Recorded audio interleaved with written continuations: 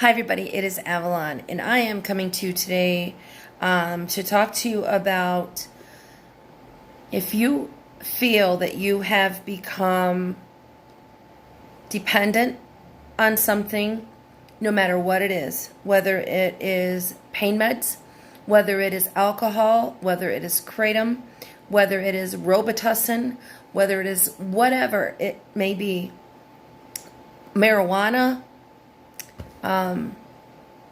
whatever. There is no shame in admitting that you lost control. Addiction comes in so many shapes, sizes, races, economic classes. I mean, it doesn't matter. Addiction is just addiction. And it can hit anyone. And sometimes, you're going along, you think you're doing okay. Before you know it, you wake up and you start thinking of, like, here's when I knew there might be an issue with pills for me, with pain pills. I woke up every morning, and that was the first thought that came to my mind. Opiates. Then it became the heroin. But I knew, like, right then that I'm waking up and that's the first thing I'm thinking about is how am I going to get pills today? I need pills to get me through my day. I need opiates. So, if you're waking up and the first thought that comes to your mind is, oh, I've got to take a pill. Oh, I've got to get that kratom into me. Oh, I got to get the alcohol into me. Whatever it is, benzos, anything. Oh, I got to smoke a joint. Because I think it became, I knew that I couldn't function, and I didn't want to function without that substance in my body. And my body started knowing, like my body started thinking, my brain and my body started thinking, I can't function unless this chemical is in me. And so there are physical reactions to not having that substance. It's not automatically, oh, I'm puking and shitting and shaking and freezing and sweating.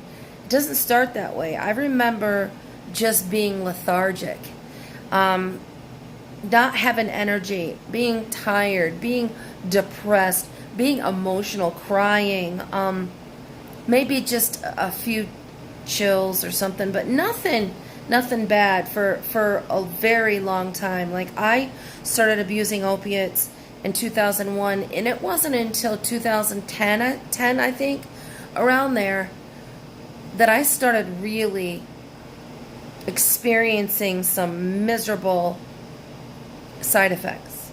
I couldn't get out of bed, couldn't function, but like I said, it wasn't horrendous yet. I didn't know what horrendous withdrawal was until later on when I started doing a lot of heroin.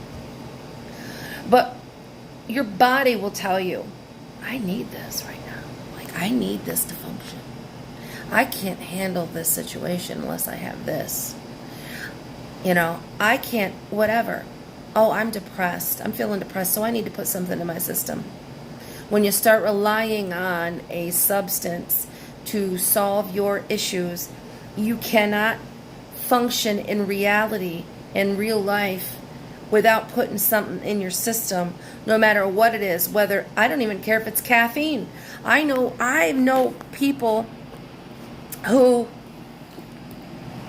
were so addicted to caffeine that they drank caffeine all day long, every day. And if they tried to go without it, they were in withdrawal. Severe headaches, sweating, chills. Caffeine is a drug, people. It is a drug.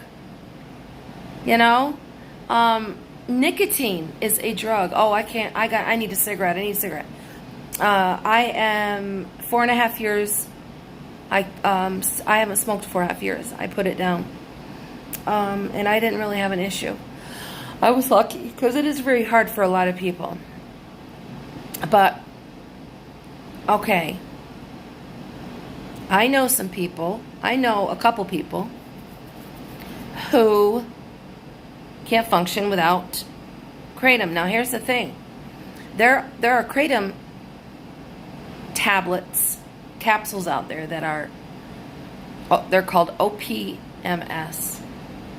And they are they're an extract.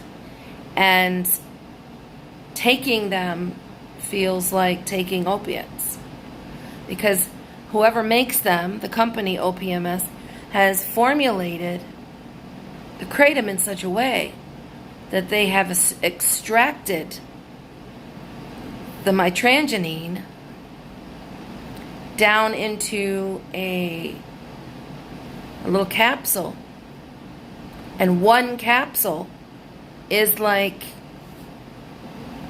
I don't know how many grams, but a lot. So instead of swallowing 10 grams of powder, you pop a little pill, and it's like you took an opiate. Have I tried them? Yes, I have. I have a friend who takes them. She really likes them. I think that it raises your tolerance, and then regular powder leaf doesn't work anymore, and so your body needs the extra kick. I don't want to build a tolerance to regular leaf kratom. But my point is that you start not being able to function without a substance. And I know what it was like to try to function without opiates. And I don't want kratom to turn into the same thing. I don't want to be, I need this, I need kratom, I need this. And that's one of the reasons why I went off of Suboxone. Because I felt like if I missed my dose of Suboxone, I started experiencing withdrawal symptoms the same day. I don't care. People tell you, it takes 3 days to experience withdrawal symptoms from Suboxone. Bullshit. Not for this chick. By 11, 12 o'clock, if I hadn't taken my Suboxone, I started feeling the withdrawal symptoms, just like I did with heroin. And it's just an opiate. And for me, I did not want to be physically dependent on an opiate, that I needed to put something in my system or else I was going to go into withdrawal. I didn't want to do that. And so I know sometimes it's hard to admit that you have an issue with something. But I got to tell you, I think I give complete props to Leonard from Her Opiate Fix.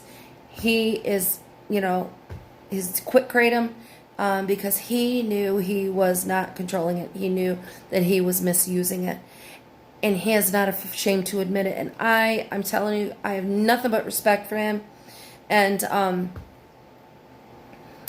for his, for him, he just quit. Maybe that won't be as simple for you if you want to quit something. You may need help. You may need support. You may need Vivitrol. Vivitrol helps many people come off of alcohol, helps the cravings of opiates. It, you may need medical assistance, medically assisted treatment. You never know. Each person is different. But, don't be ashamed to admit it. And, weigh it out. Think, look at yourself. Look at what you're doing. Look what you're taking. Look what you're drinking. Look whatever you're putting into your body. Are you using it as a way to cope? To take you out of reality? So, all right. Well, that's all I wanted to talk to you guys about today. I hope you guys are all having a good day. Brightest blessings and Goddess bless.